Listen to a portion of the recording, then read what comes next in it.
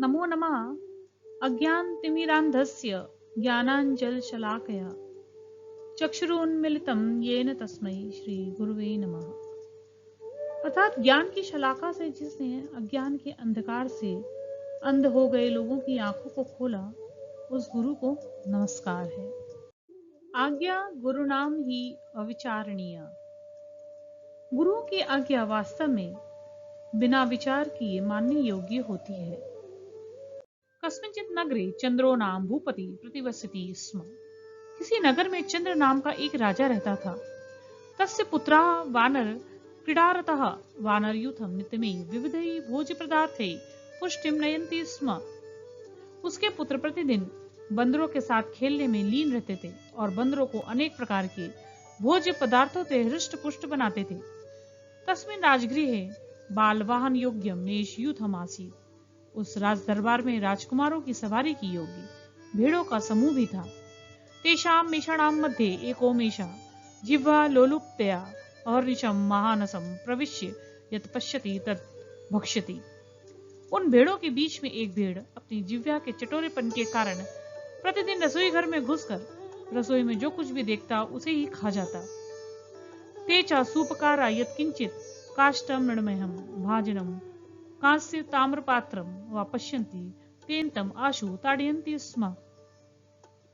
और वे रसोइये लकड़ी, मिट्टी, कांसे या तांबे के बर्तन जो कुछ भी देखते उसी से उसे तुरंत पीट देते। मेषस्य सूपकाराणां च कलहम अवेक्ष्य नीतिविदाम अग्रणी वानर युत्पत्ति अचिंत्यत। भेड़ और रसोइयों के इस झगड़े को देखकर नीतिज्ञों में अग्रणी बंदरों के युत्पत्ति ने सोचा, एतेषां कलहो न वानराणां हिताय। इनका यह झगड़ा बंदरों के हित के लिए नहीं है। एवं विचार सा यूथपा सर्वान कपीन आहूय अरहसी अवदत।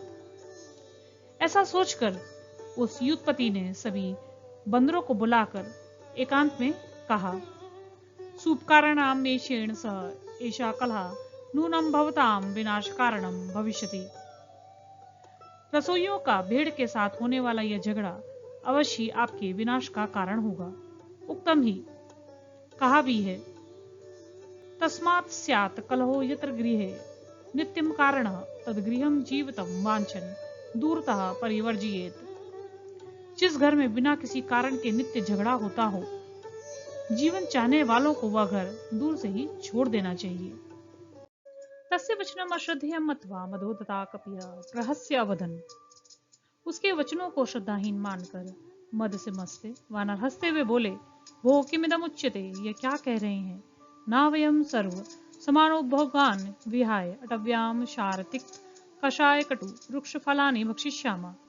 हम स्वर्ग के समान उपभोगों को छोड़कर जंगल में खारे, तीखे, कसैले, कड़वे और रूखे फलों को नहीं खाएंगे।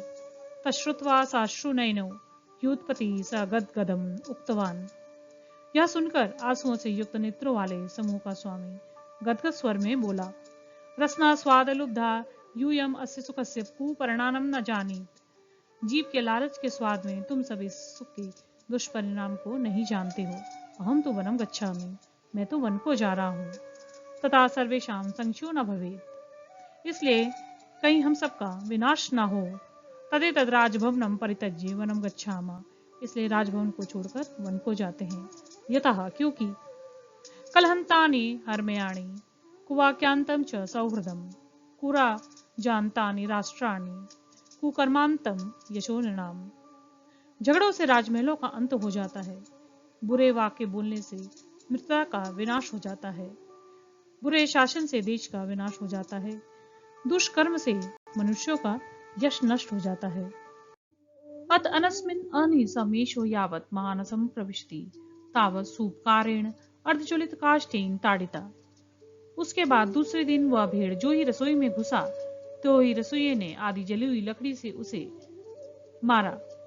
पूर्णा प्रचुरमेषा वहिना जाज्वल्यमान शरीरा निकटस्थाम अश्वशालां प्रविशति दाहवेदनाय च भूमौ लुठति।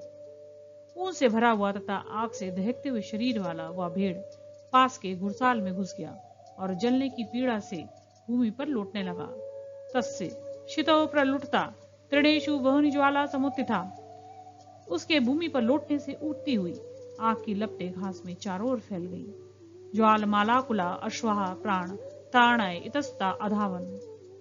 धधकती हुई आग की लपटों से व्याकुल घोड़े प्राण की रक्षा करने के लिए इधर उधर दौड़े। तेषु केचित दग्धा केचित अर्धदग्धा केचंच पंचत्वम गतः। उनमें से कुछ जल गए, कुछ आधे जल गए और कुछ 5 तत्वों में मिल गए अर्थात मर गए। दग्धाम ह्य शालाम विज्ञासा विषादा राजा शालिहोत्र ज्ञान वैद्यान अहूय अपृच्छत। जले हुई घुड़साल को देखकर अत्यंत दुखी राजा ने पशु चिकित्सकों को बुलाकर पूछा, हा दग्धा में घोट का कथम रक्षणीय। हाय जले हुए मेरे घोड़े कैसे बचाए जाएं। सपदि उपाय क्रेताम। तुरंत कोई उपाय करो। तदा राजवैद्या प्रोवाच।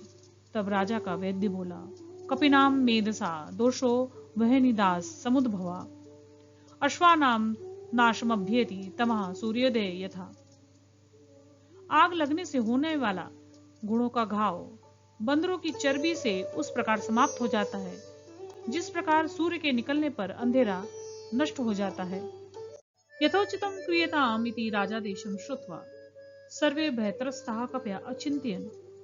जैसा उचित हो वैसा कीजिए। राजा का ऐसा आदेश सुनकर भय से दुखी बंदरों ने सोचा, हा हता वयम, हाय हम मारे गए।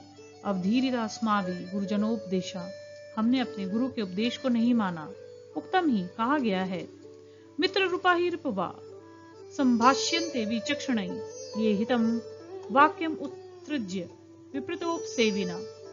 जो हितकारी वाक्य को छोड़कर उससे विपरीत का सेवन करने वाले होते हैं, बुद्धिमान लोग उसे मित्र रूप में शत्रु ही कहते हैं।